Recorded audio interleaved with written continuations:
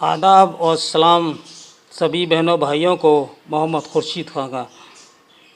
दोस्तों, आज फिर मैं एक वीडियो आपके लिए लेकर आया हूँ मुल्ला वजी पर। अब इस वक्त हम आपको मुसन्निफ़ की कुतुब मुश्तरी और वजी के बारे में बताएंगे। मुल्ला वजी के बारे में आप जानते होंगे क्योंकि ये कुतुब मोहम्मद कुली कुतुब शाह के दरबारी शायर थे और मुल्ला वजी ने दो तसानीफ़ लिखी।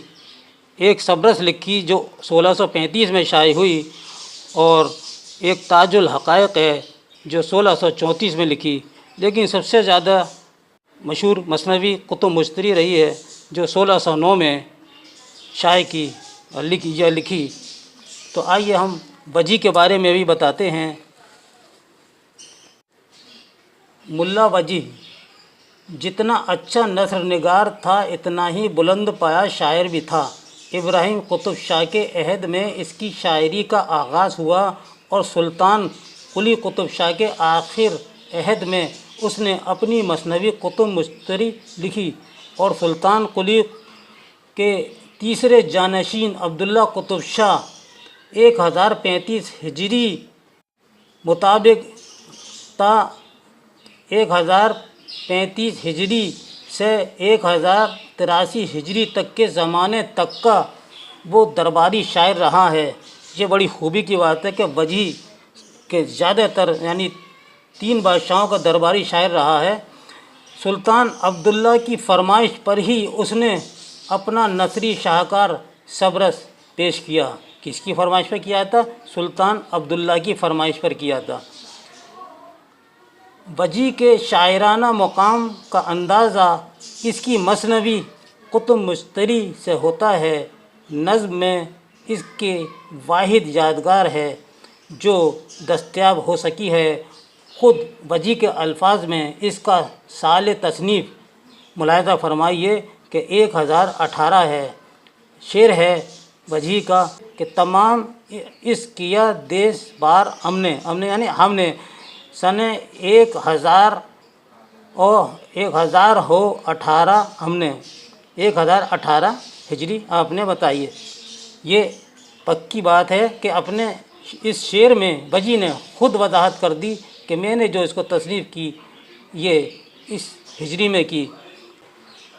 ये कुतुब मुश्तरी के बारे में हम पहले आपको बता चुके हैं, लेकिन वजी साहब से ये जुड़ा हुआ है तो इससे एक बार और आपको याद हो जाएगा। हम दोहरा देंगे तो शायद आपको पक्का याद हो जाएगा कि मसनवी का हीरो मोहम्मद कुली कुतुब शाह है।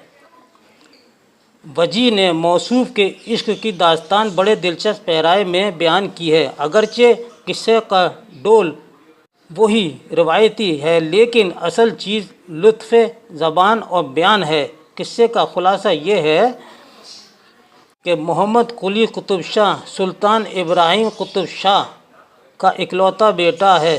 किसका बेटा है? मोहम्मद कुली कुतुब शाह सुल्तान इब्राहिम कुतुब शाह का इकलौता बेटा और चहीता बेटा था। जब वो सिने शऊर को पहुंचा, यानी जब उसने जवानी के उम्र में कदम रखा, तो ख्वाब में एक नाज़नीन एक मलका को देखकर इस पर दिल व जान से शैदा हुआ। फिर क्या था, हर हाल में वही सूरत नज़रों में जलवागर रहने लगी। बल आखिर आपने मोहब्बे ख़ास मुसव्विर तारों की हमरा इश्क की वादियों की खाक छानता हुआ बंगाल पहुंचा और अपनी महबूबा को हासिल करके गोलकुंडा वापस आया और धूमधाम से शादी रचाई।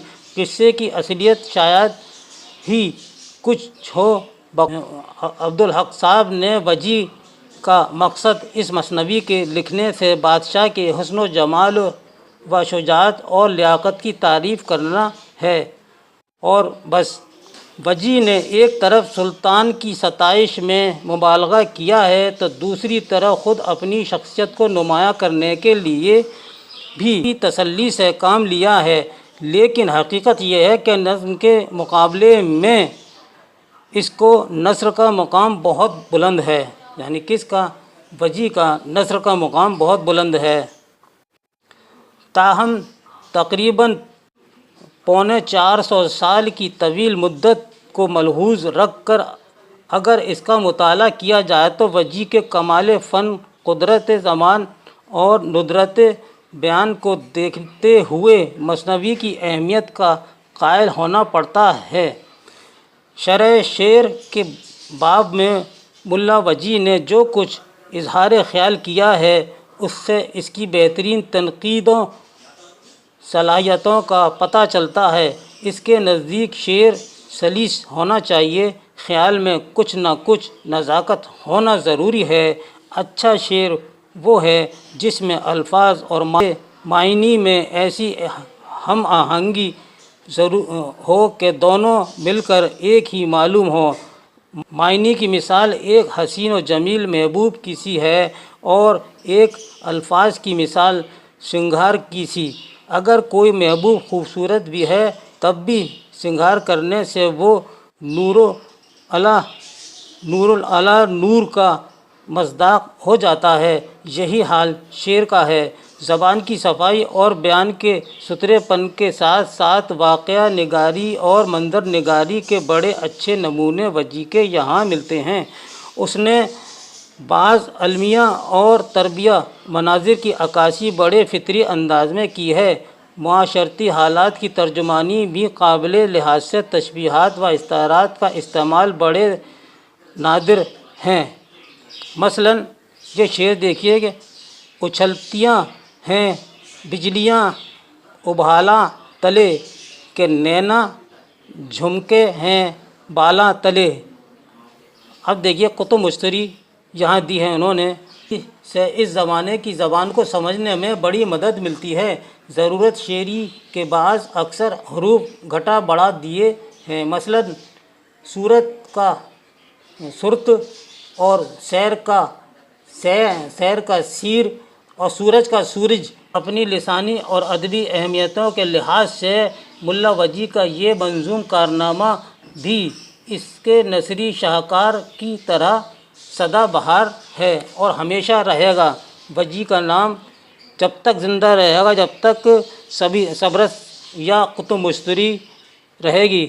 قطب مشتری ایک تاریخی کتاب ہے، اس کے ساتھ ان کا نام ہمیشہ جڑا رہے گا۔ اب دیکھیے قطب مشتری کے شعر،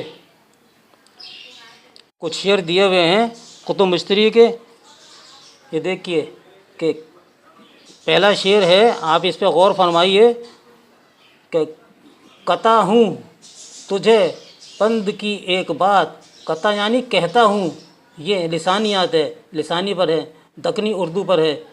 کہتا کہتے ہیں کہتا ہوں تجھے پند کی ایک بات کہ ہے فائدہ اس میں، اس منے دھات دھات، اس منے مانے میں نے، ہاں یہ میں نے اردو میں لکھ دیا ہے منے، اور دھات طرح طرح، جو بے ربط بولے تو بتیاں 25، بھلا ہی جو ایک بیت بولے سلیس۔ اگلا شعر، سلاست نہیں جس گیرے بات میں، پڑھیا جائے کیوں جزلے ہاتھ میں۔ پڑھیا پڑھا اور ہاتھ جو تے سے لکھا ہے یہ ہاتھ ہے دو چشمی ہے کے ساتھ۔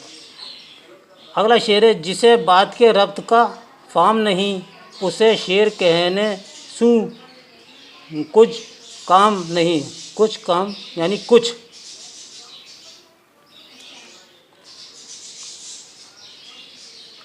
اگلا شعر ہے، نکر تو لئی بولنے کا ہوس، اگر خوب بولے تو یک بیت بس۔ اس کے بعد ہے، دو کچھ یا دو کچھ کے معنی کچھ کے، دو کچھ شعر کے فن میں مشکل اچھے کے لفظ ہور معنی یوست مل اچھے، کہ ہور کے معنی اور یوں کے معنی یہ ست مل اچھے۔ اسی لفظ کو اردو میں کہیں گے کو، لفظ اسی لفظ کو شعر میں لے آئیں تو، یعنی اسی لفظ کو شعر میں لائے تو کا معنی ہے تو، لسانی میں تو اور اردو میں تو، یہ لکھا ہوا ہے، آپ اس کو دیکھیے گا اچھی طرح کہ لیا جائے یعنی لیا جائے مطلب لایا جائے، کہ لایا جائے، لیا جائے یہاں تو اردو میں کہیں گے لایا جائے، استاد جس لفظ کو کا کو آخری ہے، اگر فام ہے شعر کا تجھ کو چنے لفظ لیا مانے لایا، چنے لفظ لایا اور معنی بلند۔ تو یہ اس شعر کتب مشتری کے ہم نے مختصر شعر دیے ہیں، انشاءاللہ یہ آپ کو کام میں آئیں گے، تو آپ اس کو پڑھ لیجیے گا۔ ہو سکتا ہے کہ میرے بھی پڑھنے میں ان اشعار میں کچھ غلطی ہو گئی ہو، تو آپ کو جو صحیح لگے اس کو آپ دیکھ لیجیے گا، میں نے خود جان کر کے یہ کتب مشتری کے اشعار دیے ہیں، ہو سکتا ہے امتحان میں بھی کوئی شعر اس میں سے آ جائے تو آپ یاد رکھیے گا۔ لیجیے اب ہم نے کچھ سوالات ملا اسد اللہ وجی پر بنائے ہیں جو بہت ہی امپورٹنٹ ہیں، اس کو آپ ضرور یاد کر لیجیے گا۔ پہلا سوال ہے، کتب مشتری کا سن تالیف کیا ہے؟ جواب ہے 1609 میں شائع ہوئی۔ ملا وجی نے کتب مشتری کتنے دن میں لکھی؟ اس کا جواب ہم دیں گے صرف 12 دن میں یہ مثنوی لکھی۔ کتب مشتری میں کس کے عشق کی داستان بیان کی گئی ہے؟ جواب دیں گے ابراہیم قطب شاہ کا اکلوتا اور چہیتا بیٹا محمد قلی قطب شاہ کی داستان بیان ہے۔ جب محمد قلی قطب شاہ جوان ہوتا ہے تو کس کو خواب میں دیکھتا ہے؟ جواب ہے ایک بنگال کی حسینہ کو دیکھتا ہے اور اس پر عاشق ہو جاتا ہے اور وہ سارا کھانا پینا چھوڑ دیتا ہے اور ایک مصور کے ساتھ وہ اس کی تلاش میں پہنچتا ہے اور پھر وہ اس سے شادی کرتا ہے۔ اتارو کس مثنوی کا مرکزی کردار ہے؟ جواب ہے کتب مشتری، یہ مصور تھا اتارو، اس نے بادشاہ کو بنگال کی حسینہ کا فوٹو دکھایا اور شادی کرائی بنگال جا کر۔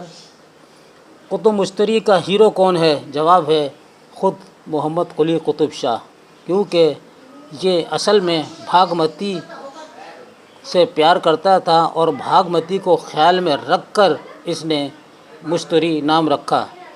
صبرس کس کی تصنیف ہے اور اس کا سن تالیف کیا ہے؟ جواب ہے ملا وجی کی یہ تصنیف ہے جو 1635 میں شائع ہوئی۔ اسد اللہ وجی کا سب سے بڑا ادبی کارنامہ کون سا ہے؟ جواب ہے صبرس۔ صبرس کس زبان میں لکھی گئی ہے؟ جواب ہے دکنی زبان میں۔ صبرس کے علاوہ وجی کی دوسری تصنیف کون سی ہے؟ جواب ہے تاج الحقائق جو 1634 میں لکھی گئی۔ صبرس میں بادشاہ عقل کا بیٹا دل ہے، وہ کس کا ذکر سن کر دیوانہ ہو جاتا ہے؟ جواب ہے آب حیات کا ذکر سن کر وہ دیوانہ ہو جاتا ہے۔ شہزادہ دل کس داستان کا ہیرو ہے؟ جواب دیں گے صبرس کا۔ ملا وجی کی تصنیف تاج الحقائق کا سراغ لگا کر کس نے مرتب کیا؟ جواب ہے ڈاکٹر اکبر الدین صدیقی نے اس کا سراغ لگا کر اس کو اردو ادب سے روشناس کرایا۔ تاج الحقائق کا موضوع کیا ہے؟ جواب ہے تصوف سے متعلق ہے اور یہ ایک رسالہ ہے۔ وجی کی وہ کون سی کتاب ہے جس میں صوفیاء کرام کی مذہبی تعلیم کا ذکر ملتا ہے؟ جواب ہے تاج الحقائق۔ دکنی اردو کی پہلی داستان کون سی ہے؟ جواب دیں گے صبرس۔ اگلا سوال اور اس کا آخری سوال ہے، وجی کی وہ کون سی تصنیف ہے جس میں اخلاقی اور سماجی کیفیت کی ترجمانی کامیابی سے کی ہے؟ جواب دیں گے صبرس میں۔ صبرس کیسی داستان ہے؟ تو ہم جواب دیں گے یہ ایک تمثیلی داستان ہے۔ تو دوستو یہ تھا ہمارا آج کا ملا اسد اللہ وجی پر ویڈیو یہ آپ کو کیسا لگا۔ امید ہے کہ آپ کے امتحانات میں بے حد مفید اور کارآمد ثابت ہوگا۔ اس کے ساتھ ہی اپنے دوست محمد خورشید خان کو اجازت دیجیے۔ اللہ حافظ۔